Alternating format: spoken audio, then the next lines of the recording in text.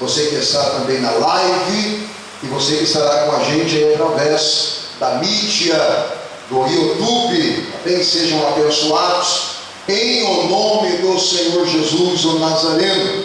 Estamos nos aproximando do final do ano, o ano realmente correu rápido, né? 2025, estamos nos aproximando do Natal, comemoração do Natal, uma comemoração, deve ser uma comemoração da igreja, não é?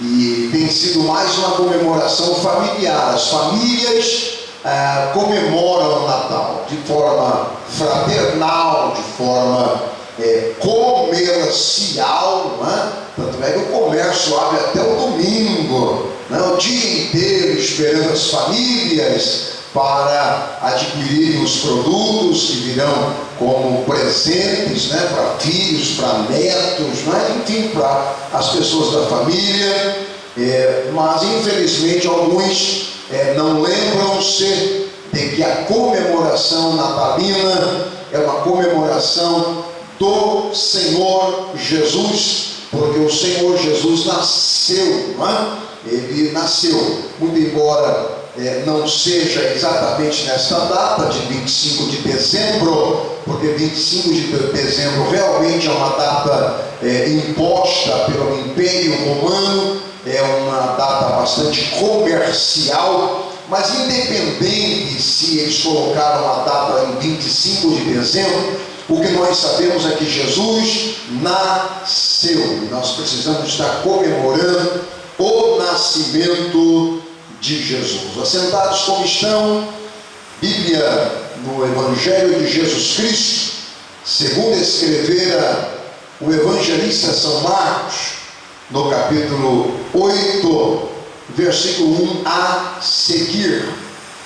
Naqueles dias, havendo de novo uma grande multidão, e não tendo o que comer, chamou Jesus os discípulos e disse-lhes: tenho compaixão da multidão, porque já faz 3 dias que eles estão comigo e não têm o que comer. Se eu os mandar em jejum para as suas casas, desfalecerão no caminho. E alguns deles vieram de longe.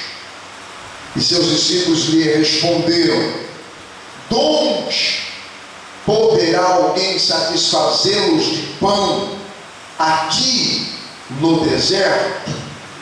Perguntou-lhe Jesus: quantos pães tens? Responderam-lhe: 7. E logo então mandou ao povo que se assentassem no chão, tomando os 7 pães e havendo dado graças, partiu-os e os entregava aos seus discípulos para que distribuíssem, e eles os distribuíram para a multidão. Graças a Deus por esse texto de mais um milagre realizado pelo Senhor Jesus no seu ministério terreno, quando ele realiza o milagre da segunda multiplicação.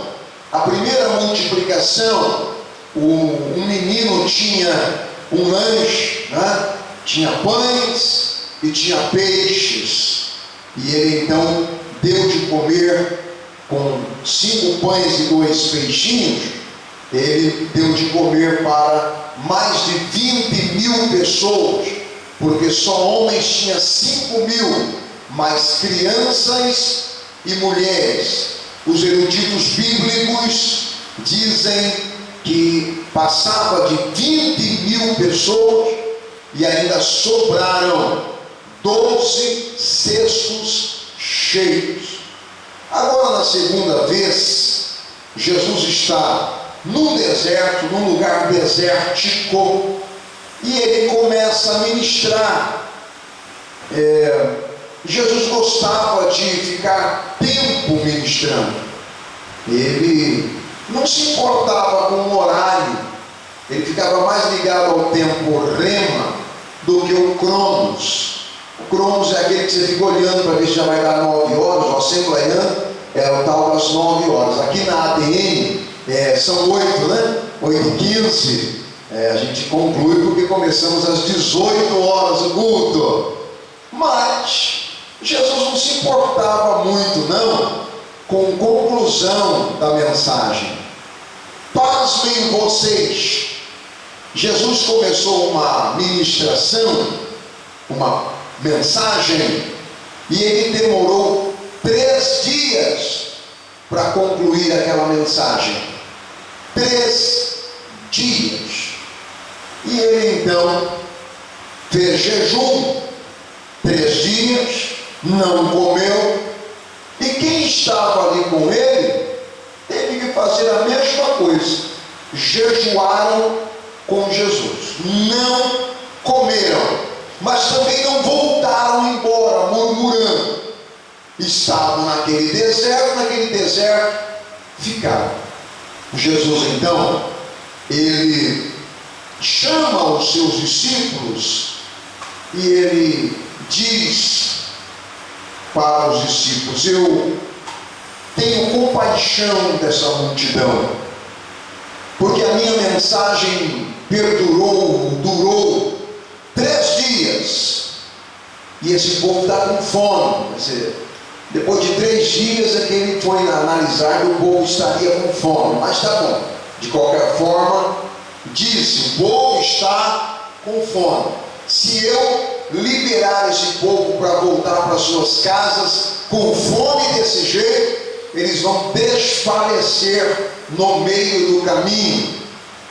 O mesmo que falaram lá no primeiro multiplicação dos pães, falaram na segunda, porque a mesma falta de fé dos discípulos continuava a mesma falta de fé, não tinha mudado nada. Na primeira multiplicação, nós encontramos os discípulos dizendo assim: mas o que é esse lanche desse menino para tanta gente? Mas outrora ele tinha dito que se comprasse 200 denários de pães, não seria suficiente para dar de comer a tanta gente. Tá, mas Jesus, ele não olhou, não ouviu o que aqueles discípulos estavam falando com tanta falta de fé, e agiu, e o milagre aconteceu na primeira multiplicação dos pães. Agora vem a segunda multiplicação dos pães. Estavam ali 4.000 pessoas famintas, e os discípulos disseram para Jesus: nós temos apenas 7 pães, só 7. Tá, na primeira multiplicação dos pães, pelo menos tinha 5, né? E Jesus fez um milagre com 5. Agora já aumentou, tinha um pouquinho mais. Agora tinham 7. 7 pães apenas, mas agora já não tinham os peixes, né? Eram só os pães. Mas eu não quero me ater na história da multiplicação, porque nós sabemos que o milagre aconteceu. Nós sabemos que Jesus deu graça, multiplicou aqueles 7 pães. Os 7 pães foram divididos para os discípulos encherem as suas alcovas ou os seus cestos. Eles encheram, eles dividiram e foram distribuir para a multidão. A multidão comeu, saciou e não aguentava mais comer pão, e tinham sobrado de novo mais 7 cestos cheios dos 7 pães que Jesus havia feito. Não é sobre isso que eu quero falar nesta noite, sobre a multiplicação, porque sabemos que essa multiplicação aconteceu. Eu quero falar com vocês a respeito da forma como Jesus ou Deus nos vê. Como Jesus nos vê? Qual é a forma que Ele nos vê? Qual é o sentimento que Ele tem ao nos ver? E nós queremos aqui falar alguns aspectos, pelo menos, da forma, da visão de Jesus. Jesus vendo a multidão. Não é a primeira vez que a gente tem essa informação em um texto bíblico, que Jesus, vendo a multidão, sentiu profunda compaixão.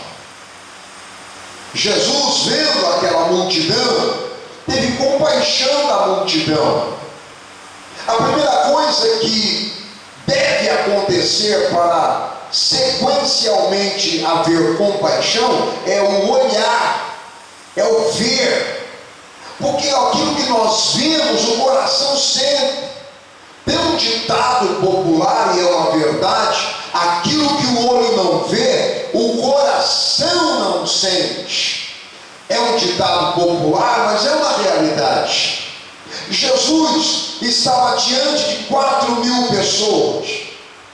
Ele, vendo aquela multidão, ele então sentiu profunda compaixão daquela multidão. Jesus vivia em um tempo em que o mundo estava sob o domínio de Roma. Jesus estava num momento em que as pessoas estavam realmente subjugadas pelo domínio de Roma, muito embora vivendo em Israel, mas dominada por Roma, porque Roma era o império da época, e Roma fazia o domínio do império em Israel através de um rei chamado Rei Herodes, também através de um governo chamado governador Pôncio Pilatos, e não tinha como ninguém escapar das mãos do Império Romano. E o povo de Israel estava vivendo num clima exatamente assim, num clima desesperador, num clima de aprisionamento. Eles estavam aprisionados e a fome estava realmente exacerbada, estava muito grande, de forma generalizada em todos os estados da nação de Israel. Não o bastante que a fome estava tomando conta da nação de Israel, eles estavam também sob um domínio satânico. Havia naquela época, porque tinham acabado de deixar um período chamado intertestamental, é um período de 400 anos, onde o diabo pintou e bordou, como um ditado popular, com a população mundial. Deus não se manifestou para a humanidade durante 400 anos. Então, quando Jesus vem, diz a Bíblia que no mundo que estava em grandes trevas raiou uma grande luz. Então o mundo estava totalmente no escuro, o mundo estava totalmente em trevas, o mundo não tinha Deus como seu Deus. Havia realmente uma população mundial perdida. Foi exatamente nesse contexto que Jesus chega, com o governo romano dominando tudo e todos, com Satanás dominando o espírito e a alma das pessoas. A população não suportava mais, mas não sabiam o que fazer. O que deveriam fazer? Não tinha muito o que fazer. Jesus não tinha chegado ainda para ser o Messias, para resolver o problema espiritual. E havia a religião, que era a religião mais famosa da época no mundo inteiro, que era a própria religião judaica. Então a religião judaica, ela era conhecida em outros países também. Haviam sinagogas em outros países, e com isso o povo tentava se acalentar. Mas dentro da religião judaica tinham as pessoas que dominavam os crentes, dominavam aqueles que pertenciam à religião judaica, que eram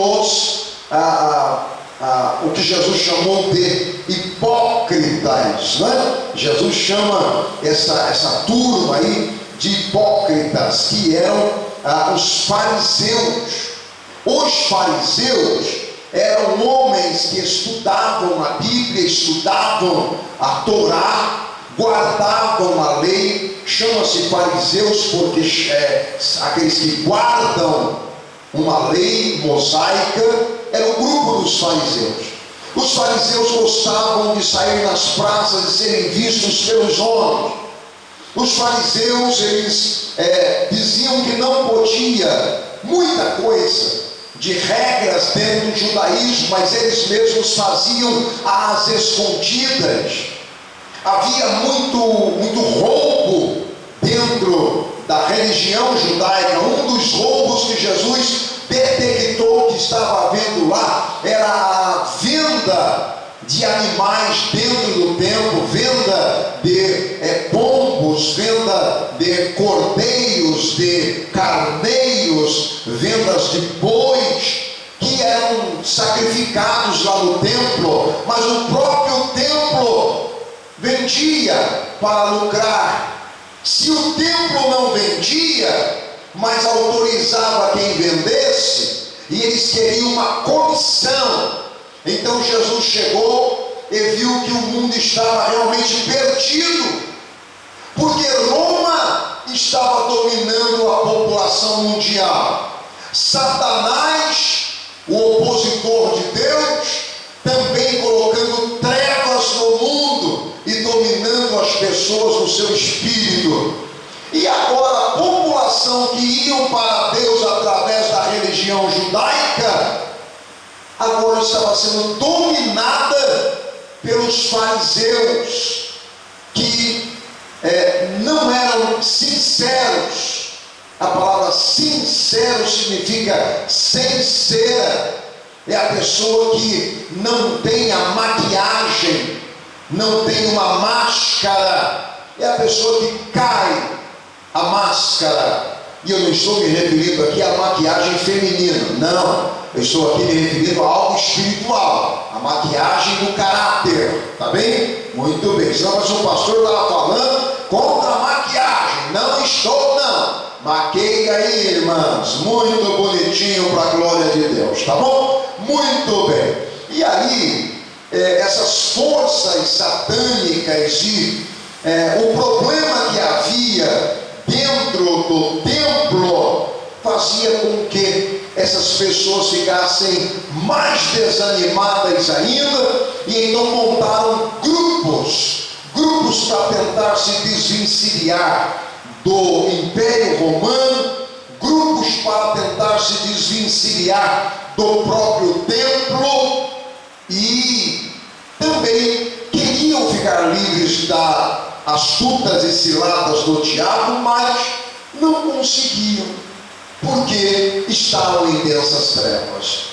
Exatamente num contexto como esse nasce Jesus, e agora Jesus está lá pregando, e pregou 3 dias para 4.000 pessoas. Então a primeira coisa que a gente encontra aqui no texto é que Jesus vê a multidão e tem dela compaixão. A palavra compaixão é atrelada à misericórdia. A palavra misericórdia significa miséria de coração. A palavra misericórdia significa coração miserável. A palavra misericórdia significa um coração miserável dependendo de um Deus que pode salvá-lo. É por isso que a Bíblia diz assim: você precisa aprender o que significa misericórdia.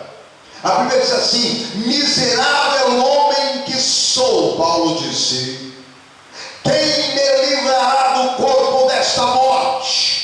Ele estava dizendo: eu tenho um coração perverso, um coração falido, um coração distante de Deus, comigo mesmo e através de mim mesmo. Eu não conseguirei desfazer dos problemas que eu tenho espirituais, dessas garras de Satanás sobre mim. Então, o que preciso? Eu preciso pedir socorro, porque eu sou miserável. Misericórdia vem da palavra miséria. Então eu sou miserável, e eu sendo miserável, eu preciso pedir socorro para alguém que possa tirar-me desta miséria.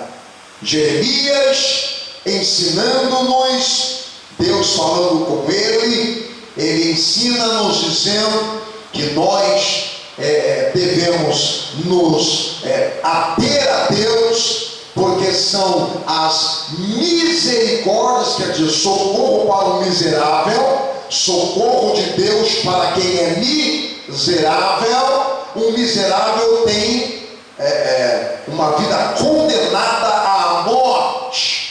A Bíblia diz que todos pecaram e destituídos foram da graça de Deus. Então vem Deus dizendo por Jeremias que as misericórdias do Senhor são as causas de nós não sermos consumidos.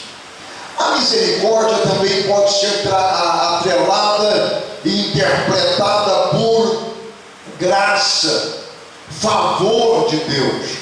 Então quem tem um coração miserável, quem tem uma vida miserável, quem está perdido, quem está condenado à morte, depende de alguém para o livrar, alguém que tenha poder para o livrar. Então esse alguém é Deus, que fez o céu e fez a terra. A minha Bíblia diz que Jesus sentiu misericórdia daquela multidão. Então vou interpretar de novo. Jesus viu assim: esta multidão é miserável, pobre. Não vi que ninguém trouxe um lanche sequer, não trouxe uma fruta sequer. Se eu deixar essa multidão embora, essa multidão vai se desfalecer no meio do caminho, e eu não vou deixar essa multidão morrer no meio do caminho. Então eu vou resolver o problema dela.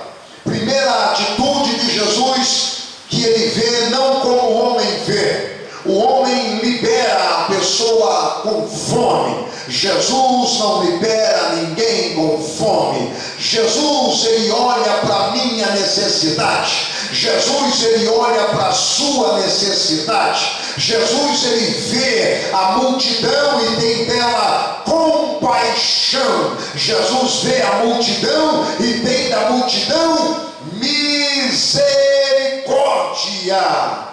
É miserável a pessoa sem Cristo, a pessoa sem Deus.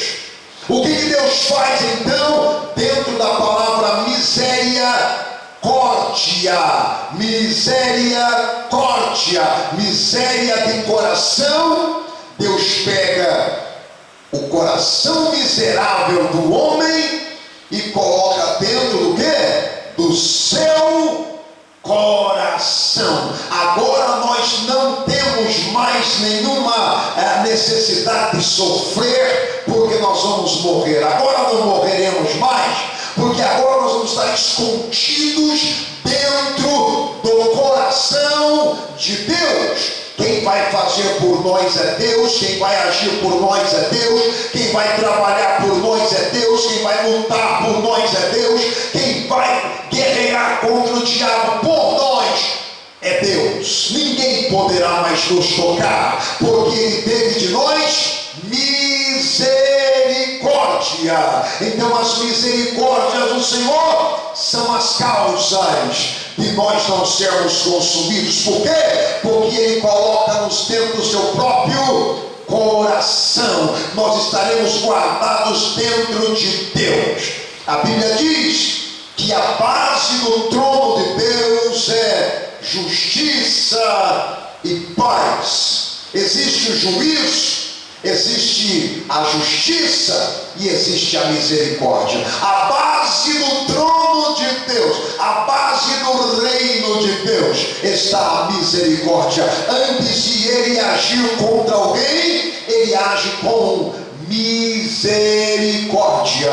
Ele vai destruir Sodoma e Gomorra, Ele age com misericórdia. Ele envia 2 anjos lá para anunciar que a cidade será destruída se a pessoa ou as pessoas lá não se converterem. Porque não se converteram, então vem o juízo de Deus para a cidade de Sodoma e Gomorra, lá no Velho Testamento. Deus jamais Ele vai agir contra alguém através do seu juízo sem primeiro vir a sua misericórdia. Quer dizer, você que é miserável vai ser colocado dentro do coração de Deus. A Bíblia diz que um profeta, mesmo não querendo, ele vai até uma cidade chamada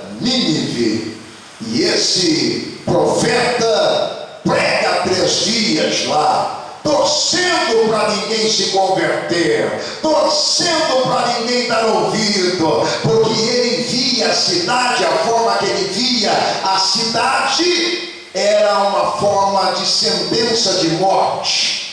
Deus também tinha visto assim através de uma visão de juízo, mas Ele jamais vai agir com uma visão de juízo sem primeiro agir com uma visão de misericórdia. Então Ele envia o profeta Jonas, filho de Amitai, lá para Nínive, e ele prega. O rei se converte, a população se converte, até os animais fazem jejum 3 dias, e Deus fica contente, satisfeito, porque não precisou colocar o juízo em ação, mas eles deram ouvidos à misericórdia do Senhor, cumprindo que as misericórdias do Senhor são as causas de não sermos consumidos. Deus não fez com que a cidade fosse consumida conforme fora decretada, porque as pessoas se arrependeram. O arrependimento é atraído à misericórdia. Através do arrependimento atraímos a bondade de Deus. Através do arrependimento atraímos a graça divina.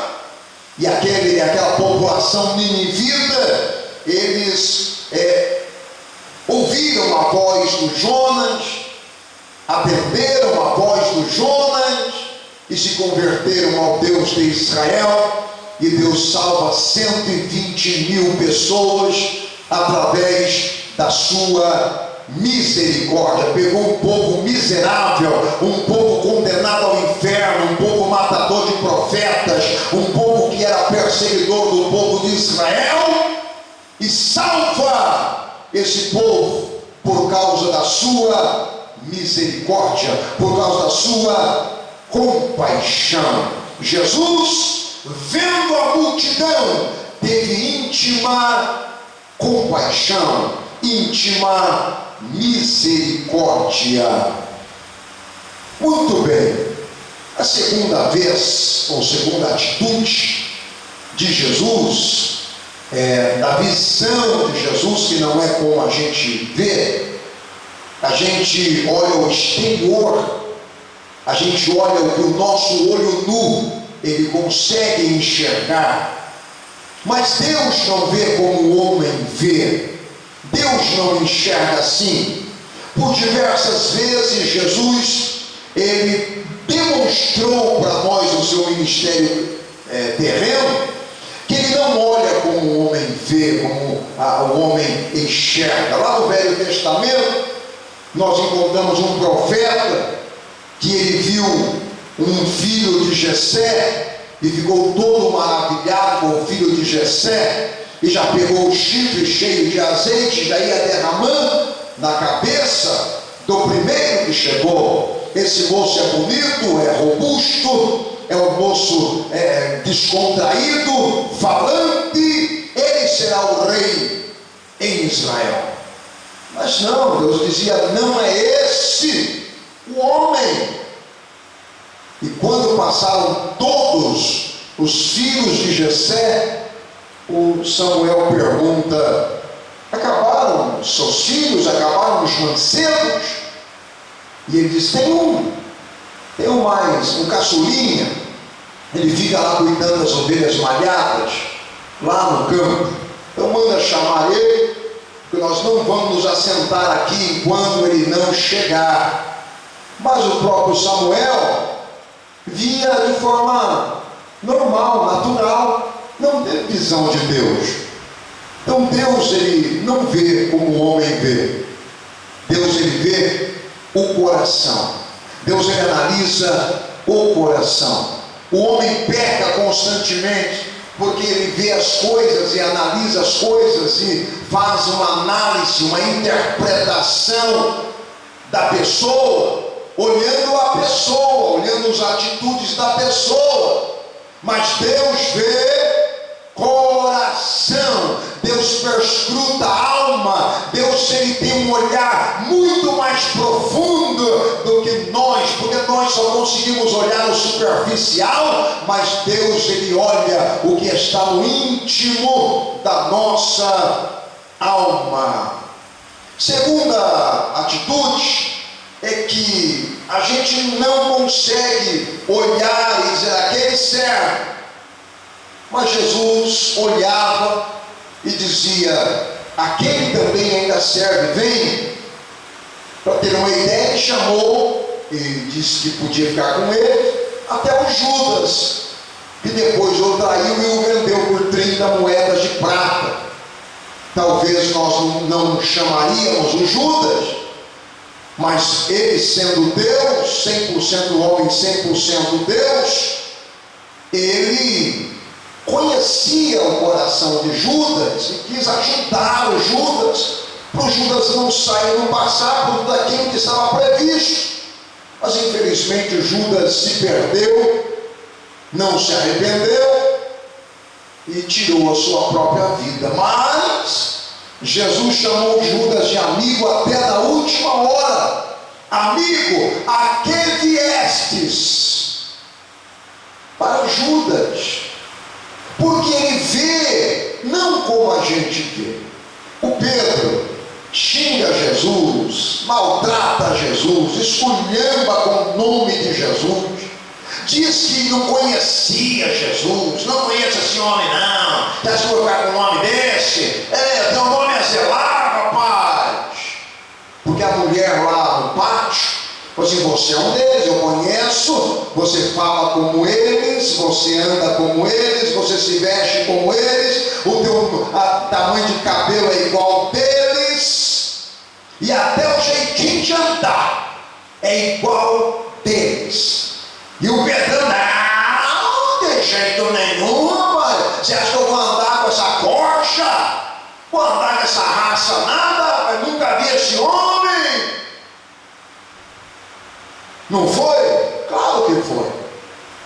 O galo cantou, que não é galo ave, né? O galo que cantou era troca de tropa lá do Império Romano. E quando Jesus estava lá no palácio, ia haver uma troca da guarda. Então tinha um zunido, batia-se num metal, e aquele metal era chamado de galo. E aí, antes que o galo cante, o cante que Jesus está dizendo ali é toque. Antes que o galo toque, tu me negarás 3 vezes. E 3 vezes ele esconjurou o nome de Jesus, a vida de Jesus, 3 vezes. Mas Jesus, quando ressuscitou, diz para as mulheres: avise a Pedro que eu vou ao encontro dele lá na Galileia, que é para ele ir com os discípulos lá para a Galileia. Se fosse outro como nós, não iria querer saber mais do Pedro. Jesus ouviu, estava perto de tudo que o Pedro falou contra ele. Mas é Deus, não? Jesus é 100% homem, 100% Deus. Jesus tem um sentimento que não é o nosso sentimento. Jesus nos entende de uma forma que os homens não nos entendem. Então, foi ao encontro de Pedro, esteve com Pedro 2 semanas, mas o Pedrão voltou a pescar. E ao voltar a pescar, Jesus vai se encontrar com Pedro. E quando ele se encontra com Pedro, ele fala as 3 exclamações célebres da Bíblia: Pedro, tu me amas? Sim, eu te amo, Senhor. Pedro, tu me amas? Sim, eu te amo. Tu sabes que eu te amo. Pedro, tu me amas? Tu conheces todas as coisas, Senhor. Naquele momento, ele foi transformado. Naquele momento, ele recebeu um novo nascimento, se transformou. A partir daquele momento, o Pedro que nós conhecemos, o apóstolo Pedro, o grande apóstolo Pedro, mas se transformou porque Jesus teve íntima compaixão, teve misericórdia do Pedrão. Pedro é o Pedro que nós conhecemos hoje porque Jesus teve misericórdia. Porque se Jesus não tivesse tido misericórdia, o Pedrão tinha voltado a reativar a sua empresa de pescaria e tinha morrido como um pescador. Mas Jesus, tendo íntima compaixão, vai ao encontro. Jesus, para ele serve ainda. Para ele ainda serve. O balaio está velho, mas Jesus para ele serve ainda. Não sabe ler, mas para Jesus serve. Não sabe cantar, mas para Jesus serve. Não sabe vir aqui pegar o microfone e falar com a plateia, mas para Jesus serve. Não tem condições nenhuma de ser uma pessoa que vai ter sucesso nesta vida, mas para Jesus serve. Ele não vê como o homem vê. Olha só o que Deus disse para Samuel: eu não vejo como o homem vê. O homem vê o exterior, mas eu perscruto o coração. Jesus, ele, no seu ministério terreno, encontra-se com o Bartimeu. Não foi para encontrar-se com o Bartimeu, ele foi para entrar na cidade de Jericó e saiu. Mas o Bartimeu continua gritando, gritando, gritando, gritando, para chamar a atenção de Jesus, e chamou a atenção de Jesus. E quando Jesus para, ele olha e vê um mendigo, ele vê um homem com uma capa de mendicância. E ele disse: Pedro, vai lá e chama aquele mendigo que está gritando lá atrás. Não, deixa aquele mendigo para lá, Senhor. Chama lá. E a Bíblia diz que quando aquele moço ouviu falar que o mestre lhe chama, se levantou, deixou a capa de mendicância para lá, porque não ia usar mais, e veio ao encontro de Jesus. O que Jesus teve daquele moço? Íntima compaixão. Ele morreria cego, mas Jesus teve compaixão. Eu estou aqui para dizer que Jesus tem misericórdia. Jesus tem compaixão de você. Jesus tem compaixão de mim. Jesus fica vendo o nosso sofrimento e ele tem íntima compaixão. Mas eu vim aqui para dizer que ele não tem só compaixão. Ele vai fazer alguma coisa para mudar a nossa história. Ele vai fazer alguma coisa para resolver o nosso problema. Ele vai fazer alguma coisa para entregar o nosso problema resolvido. Ele não vai querer somente olhar. Ele não vai querer ter somente compaixão. compaixão, Ele vai fazer alguma coisa. Tome posse dessa palavra profética. Jesus Cristo vai fazer alguma coisa pela sua vida para tirar você desse sofrimento. Ele tem misericórdia. Ele coloca você como miserável dentro do seu próprio coração. E Ele te ama. E Ele vai conduzir você em caminhos de muitas vitórias. E o Zaqueu? Zaqueu não queria que Jesus soubesse que ele estava ali. Não queria. Mas Jesus está descendo para Jericó e vem e olha para cima e fala: Zaqueu, desce depressa, porque hoje eu quero pousar na tua casa. Aquele Zaqueu ia morrer só tendo visto Jesus lá na árvore. Mas Jesus, tendo íntima compaixão, teve misericórdia do Zaqueu. E depois ele falou para o Zaqueu: Zaqueu, hoje veio salvação a esta casa. Você também é um filho de Abraão.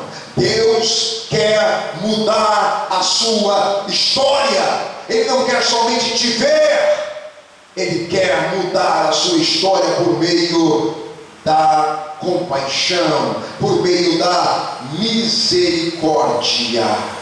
Ele quer trazer a resolução de problema. No meio daquela multidão tinha fome. O problema no meio daquela multidão era a fome. E o que Jesus fez? Resolveu o problema da fome. Jesus sabe qual é o seu problema. Ele sabe exatamente o que está te tirando a paz. Ele sabe. Daquela multidão era a fome. O seu não é a fome, é um outro problema, mas Ele realmente vai resolver o problema. Não vai te despedir em paz por esse deserto, mas de jeito nenhum. Jesus conhece a nossa estrutura. Ele falou: eu não vou deixar esse povo voltar para casa com fome, porque senão eles vão perecer, vão desfalecer, vão desmaiar pelo meio do caminho. Eles estão sem se alimentar 3 dias, vão morrer no meio do caminho. Então, o que Jesus disse? Eu vou dar comida para eles, porque eu não quero que eles morram. Nós vamos embora com essa palavra. Deus não quer que você morra com esse problema. Deus não quer ver você perecer e desfalecer com esse problema. Primeiro, Ele te vê. Ao te ver, tem compaixão. Ao ter compaixão, vê que você é miserável pecador, e Ele te ama com amor profundo, coloca você dentro do seu próprio coração, e Ele vai resolvendo os seus problemas. Primeira visão de Jesus, Ele sentiu íntima compaixão. Segunda visão, Ele ao olhar para as pessoas, teve misericórdia e resolveu os seus problemas. Terceira visão de Jesus é não querer que as pessoas pereçam. Ele teve uma visão de que aquelas pessoas iriam perecer, iriam morrer, se continuassem sem comer. Igual o povo de Israel no deserto. Se Deus não dá maná para eles, eles iam desfalecer no meio do caminho. Mas Deus é um Deus que cuida, que guarda, que vela, que zela por nós. Nós temos um Deus vivo, nós temos um Deus poderoso, nós temos um Deus que olha por nós com um olhar de misericórdia. Deus em Cristo Jesus nos abençoe e viva a sua vida tendo convicção: o meu Deus olha por mim e tem misericórdia de mim. Deus abençoe.